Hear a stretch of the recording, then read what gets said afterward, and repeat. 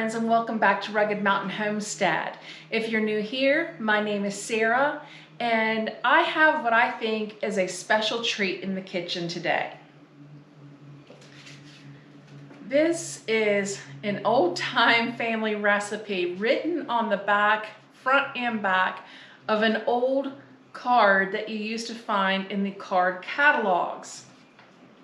This is a recipe that is my Mamaw's, and everyone in my family loves it. It was not an everyday thing. It was for special occasions and holidays. So now that she's no longer with us, it's even extra special. And it is her squash casserole.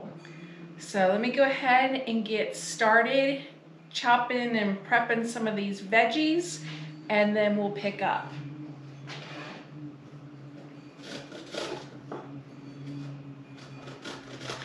And I'm super proud of the fact that the squash and the carrot in this recipe are from our garden.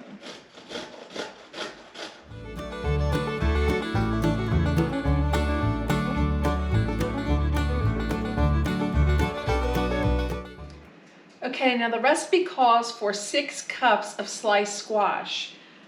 Off the top of my head, I don't know how many squash that takes to make 6 cups. So I'm starting here with 3.5, and I'll go ahead and get them sliced up and see how far that gets us.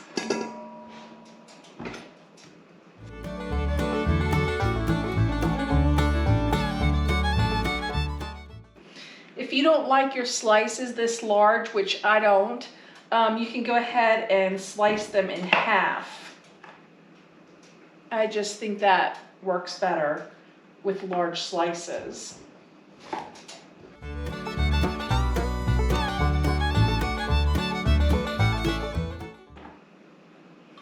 Here's my 2-cup measuring cup, and because squash does take up a lot of room, there'll be a lot of gaps here. I make sure to pack it down tight.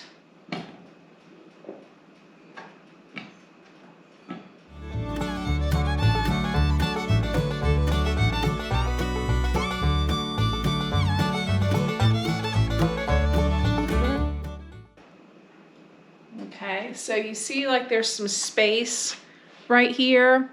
So that's why I just like really took it to the top, and I'm just pushing it down. Because that is space where more squash could have gone. So, all right, so that one larger size squash did come to 2 cups. So let's see if this gets us a total of 6.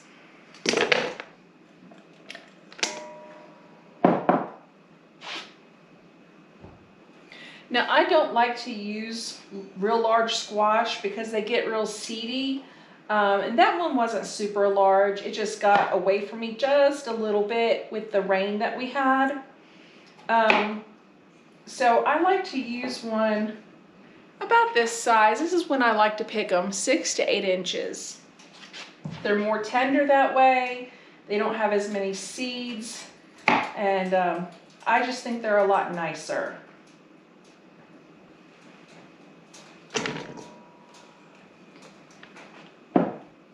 And it doesn't have to be all yellow squash either. I have yellow. You can use zucchini. This is a Mexican gray. So, you know, just if you want to mix it up, that's fine. If you just like yellow squash, just do whatever works for you. Okay, it actually took me 4.5 squash to make up 6 cups. And I just sliced them how I like them and dropped them into this bowl. Earlier you saw me chopping an onion, so I diced up a 1/4 cup of onion. You're going to get a pot of water on to boil. Once your water comes to a boil, you're going to drop in your squash and your 1/4 cup of onion. but only let it boil for 5 minutes, and then you're going to drain it. Okay, so my squash and onion are in the pot of boiling water. I'm just going to go ahead and set this for 5 minutes. While that is boiling, there's a couple of things you're going to want to do. First being, you're going to take 1 cup of sour cream, drop it into your bowl. You're going to use 1 can of cream of chicken soup, or if you have the mix you make yourself, feel free to go ahead and use that. It just has to be 10.5 ounces. We are not purists in this house by any stretch of the imagination. We just do the very best we can, and today I am using canned cream of mushroom soup. Okay, now you're going to want to just mix this well. You can do it by hand, you don't need a mixer. Okay, now in the beginning of the video you saw me shredding a carrot. I shredded 1 large carrot, and that came out to be 1/2 cup. My grandmother's recipe called for 1 cup. For me, that's just a little bit much. Hers was always fantastic, but this is the only place I'm deviating. So 1 large carrot shredded is 1/2 cup, and you're going to fold those carrots into your sour cream and cream of chicken soup mixture.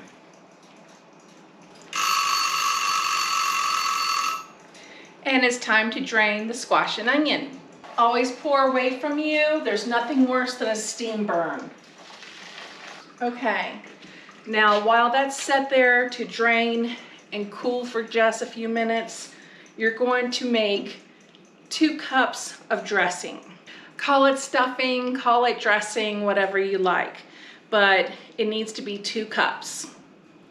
Okay, and if you are using a box mix, it is 1 box. And what we're going to do is we're going to take a pan or a 2-quart casserole dish, and we are just going to line the bottom with the dressing. It's not going to take the full 2 cups. You're just going to place it in the bottom of the pan and just kind of mash it down a little bit, kind of like what you would do for a graham cracker crust. Think of it as we're making a crust, but with dressing instead of graham crackers.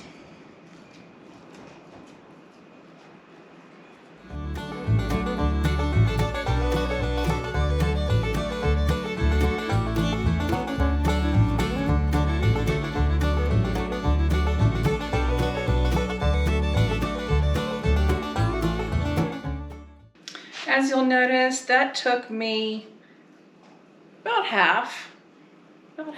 So I'll just set this aside.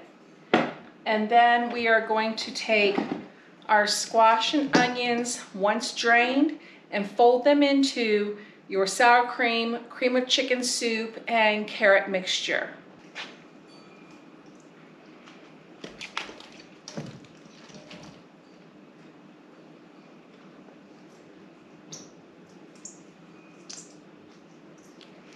Now, since the onions are diced, you're going to need a little spatula because there's going to be a few that tend to be stragglers.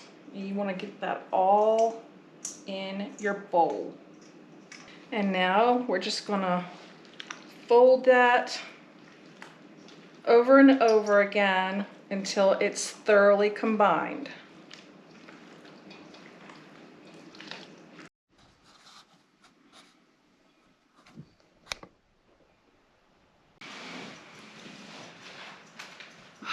Okay, I had to sit down. And you're going to let that bake in the oven for 30 minutes. So it's not a hard recipe. It can be thrown together rather quickly, and it doesn't take a long time to bake. But let's have a quick chat while that's in there baking. Like I stated before, these recipes, they're also written in my grandmother's hand. And once you've lost a family member and then you go back through things and you see their handwriting, it's just, it's extra special. And so when you have recipes from your family, it's not just recipes that bring back good memories. It's also a piece of your family history, because then you are like, okay, well, where did this recipe come from? And you're just keeping it going when you share it. Now, when my grandmother passed, I was there that evening, and speaking to my grandfather, he said, if there's something here that you would like, go ahead and take it now. So I saw sitting on the shelf her recipe box, and I knew right away that this was a treasure. And there was another thing that we loved, and I think it was back in the 60s, where the 50s and 60s, where all the gelatin salads were really, really popular.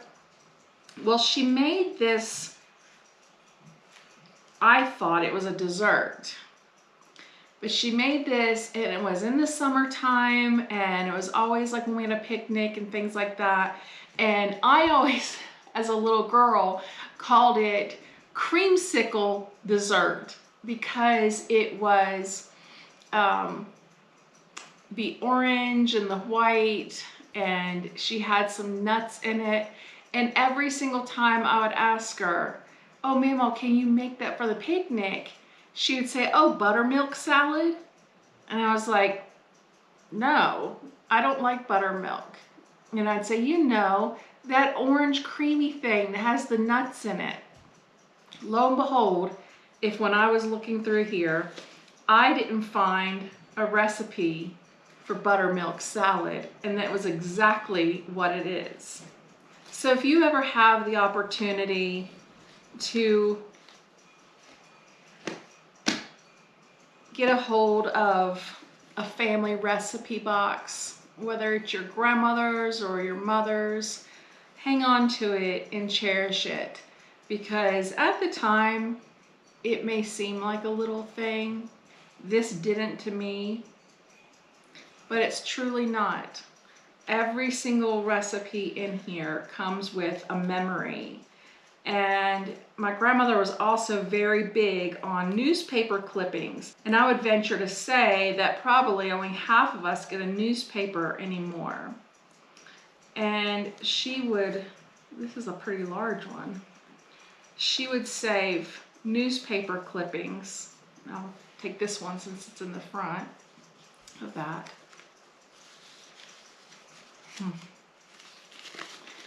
And these will become treasures as well. This already is, of course, everything from my grandmother is a special memory and a treasure. What's the date on this? Wow. This is the Roanoke Times and World News from Saturday, July 31st, 1971. Wow.